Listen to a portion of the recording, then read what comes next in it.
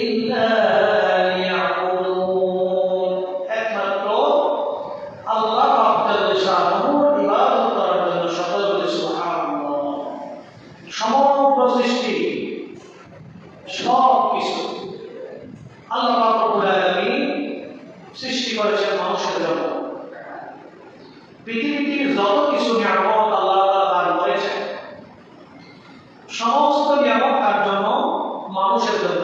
বলে কার জন্য? মানুষের জন্য। আর মানুষকে আল্লাহ তাআলা সৃষ্টি করেছেন আল্লাহর ইবাদত করার জন্য। সবাই বলে সুবহানাল্লাহ।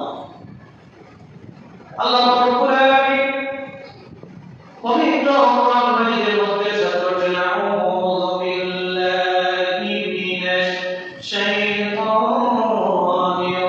রাজীম, বিসমিল্লাহির রাহমানির রাহিম, ওয়া মা খালাকাতুল জিন্না ওয়াল ইনসা ইল্লা লিয়াবুদুন।